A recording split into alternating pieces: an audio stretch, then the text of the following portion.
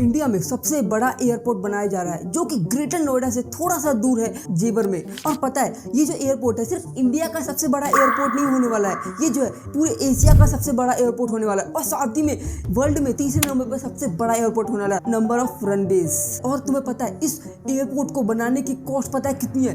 1 लाख करोड़ से ज्यादा है। और इस एयरपोर्ट की जो कैपेसिटी है हर साल ये 12 करोड़ पैसेंजर्स को हैंडल कर सकता है। और मजेदार बात पता है क्या है? ये जो एयरपोर्ट है कोई मेट्रोपॉलिटिकल सिटी में नहीं बन रहा, ये बन रहा है एक छोटे से गांव में बन रहा है जो कि है जेवर। और पता है यूपी के अंदर पहले से ही 4 बड़े बड़े एयरपोर्ट हैं, फिर भी उनको 5 ही एयरपोर्ट की जरूरत क्यों पड़ी, ये तो जानेंगे वीडियो के अंदर। और उस एयरपोर्ट में इतना पैसा खर्च कर रहा है और यूपी गवर्नमेंट ने ये जो जगह चुनी है बिल्कुल सही जगह चुनी है एक एयरपोर्ट बनाने के लिए, और इनका एक मास्टर प्लान भी है इसके पीछे। तो आज के इस वीडियो में जानेंगे एशिया का सबसे बड़ा एयरपोर्ट जो कि है जेवर एयरपोर्ट बनने वाला है, कौन कौन सी चीज है जो कि उसको स्पेशल बनाती है और एयरपोर्ट से, और वहीं पे उसका मास्टर प्लान क्या है, और वहीं पे जो एयरपोर्ट है क्या यूपी को और हमारे देश को आगे बढ़ा सकता है और इंडिया को 2040 तक आते आते एक डेवलप्ड देश बनाने में मदद करेगा एयरपोर्ट। तो जानेंगे आज की इस वीडियो में सारी चीजें। तो शुरू करते हैं वीडियो को बिना किसी देरी के। तो पहले रीजन की बात करते हैं कि इस एयरपोर्ट की क्या सही में जरूरत है। अब ये दिल्ली का जो इंदिरा गांधी इंटरनेशनल एयरपोर्ट है जो कि अभी के टाइम पे इंडिया का सबसे बड़ा एयरपोर्ट है और साथ ही में 12th बिजिएस्ट एयरपोर्ट है। और वहीं पे जो जेवर एयरपोर्ट है इंदिरा गांधी एयरपोर्ट से सिर्फ 72 किलोमीटर दूर है। तो क्या हमें इस जेवर एयरपोर्ट की जरूरत है क्योंकि सिर्फ 72 किलोमीटर दूर है आईजीआई से। अब इंडिया जो एक डेवलपिंग कंट्री है और इंडिया के अंदर जो पैसेंजर्स की रेट है बहुत तेजी से बढ़ा है। अब इंडिया की इकोनॉमी जिस तरह से बढ़ रही है, लोगों की जो इनकम है वो बहुत तेजी से बढ़ रही है। अब जिसके कारण जो आईजीआई एयरपोर्ट पे 2023 में 7 करोड़ से ज्यादा लोगों ने ट्रैवल किया उस साल के अंदर। तो इसके कारण हमें ज्यादा एयरपोर्ट चाहिए और बड़े एयरपोर्ट चाहिए ताकि जो है इतने सारे पैसेंजर्स को रख सके। और जेवर एयरपोर्ट का बनाने का सिर्फ एक ही रीजन है ताकि जो आईजीआई एयरपोर्ट पे जो इतना बड़ा लोड है वो कम कर सके। तो तुमने इंटरनेट पे इस टाइप की क्लिप्स तो देखी होंगी जो कि बहुत ज्यादा वायरल चल रही थी। और ज्यादातर लोगों को तो बहुत सारी चीजों का सामना भी करना पड़ता है, जैसे कि कभी फ्लाइट डिले हो जाती है, 30-30 मिनट लग जाते हैं अंदर जाने में, जो कि बहुत सारी प्रॉब्लम का सामना करना पड़ता है लोगों को। और जैसा कि मैं तुम्हें बताया आईजीआई जो है इंडिया का सबसे बिजिएस्ट एयरपोर्ट में से एक है और बढ़ते ट्रैफिक के कारण ये जो है बहुत ज्यादा कंजेस्टेड होते जा रहा है।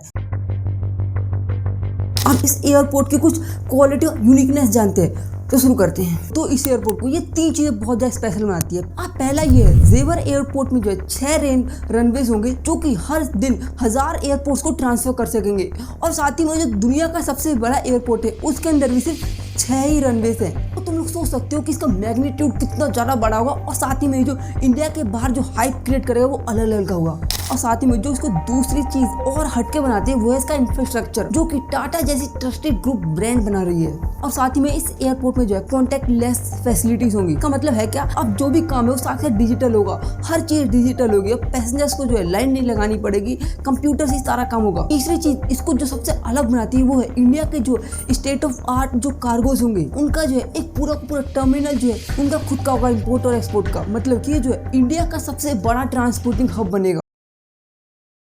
तो चलो अब मेन बात पे आते हैं, आखिरकार इंडिया की इकोनॉमी को इस एयरपोर्ट से क्या फायदा होगा। पहला, एम्प्लॉयमेंट आएगी। तो जैसा कि इस बार हमने इलेक्शन में देखा कि बीजेपी का कितना गंदा परफॉर्मेंस रहा था और इसका मेन रीजन ये है कि यूपी के अंदर बहुत सारे लोग बेरोजगार हैं। अब तुम देख सकते हो अयोध्या में राम मंदिर तो बन गया पर फिर भी बीजेपी का जो परफॉर्मेंस है वो बहुत ज्यादा खराब निकला। एम्प्लॉयमेंट जो एक बहुत ही मेन रीजन था और इसके लिए जो जेवर एयरपोर्ट बहुत ही सही है। क्योंकि जेवर एयरपोर्ट इसलिए अच्छा है क्योंकि जेवर एयरपोर्ट से जो 1 लाख से ज्यादा जॉब्स क्रिएट होंगी। देखो बहुत सारी चीजें इसके अंदर डेवलप होगी, जो हॉस्पिटैलिटी होगी बहुत ही सही होगी। और साथ ही में इसके पीछे होटल बहुत सारी चीजें होंगी। और साथ ही में दूसरा जो है ये जो है बहुत सारे बड़े बड़े इंडस्ट्रीज को अपनी तरफ अट्रैक्ट करेगा। यूपी के सीएम योगी आदित्यनाथ जी ने फरवरी 2023 में global Uttar Pradesh summit organise किया था, जिसमें उनका जो मेन मोटिव था कि जो बड़े बड़े इंडस्ट्रियलीज है वो यूपी के अंदर इन्वेस्ट करे।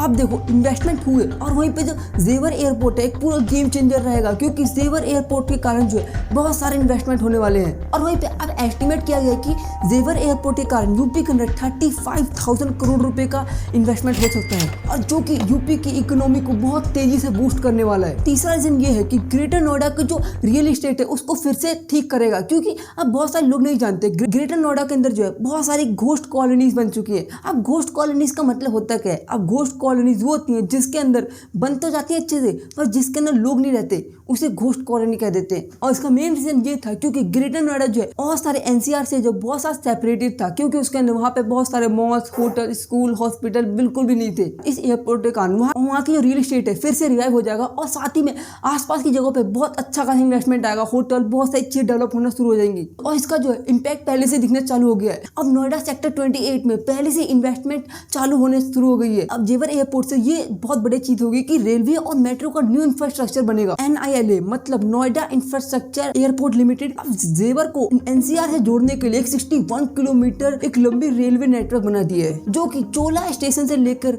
हरियाणा के रुंडी स्टेशन तक होगी, जो कि दिल्ली मुंबई लाइन में जाकर कनेक्ट होगी। जैसा कि हम जानते हैं कि अगर एयरपोर्ट बन जाए, रेलवे स्टेशन बन जाए, उसके सामने की चीजें अपने भी अच्छे हो जाती है, उसके आसपास का इंफ्रास्ट्रक्चर, तो इंफ्रास्ट्रक्चर तो अच्छा होगा ही। और पांचवा बेनिफिट ये है कि जो यूपी की टूरिज्म है वो भी बढ़ेगी। अब जैसे टूरिज्म के लिए अयोध्या एयरपोर्ट जो अब फेमस है, वैसे ही जो जेवर है वो भी फेमस होगा, क्योंकि उसके आसपास जो है वृंदावन है, मथुरा है, जो कि बहुत ही पॉपुलर प्लेस है अपने आप में, क्योंकि जेवर जो है पूरे भारत से उसको कनेक्ट कर देगा, क्योंकि सिर्फ 1 घंटे की दूरी है उसके बीच में। साथ ही में जेवर एयरपोर्ट जो है 7 वंडर ताज महल को कनेक्ट कर देगा। तो ये इतने सारे एक्सपेक्टेशन है जेवर एयरपोर्ट से। और तुम बताना कि इंडिया के अंदर ये जो एयरपोर्ट है इतना इकोनॉमिकली डेवलपमेंट ला सकता है, और इसके अंदर जितना पैसा लग रहा है वो वर्थ इट है या नहीं, और उसको रिटर्न ऑन इन्वेस्टमेंट को लाने में इस एयरपोर्ट को कितना टाइम लगेगा, 5 साल, 10 साल, 20 साल, बताना, कमेंट अपनी राय बताना।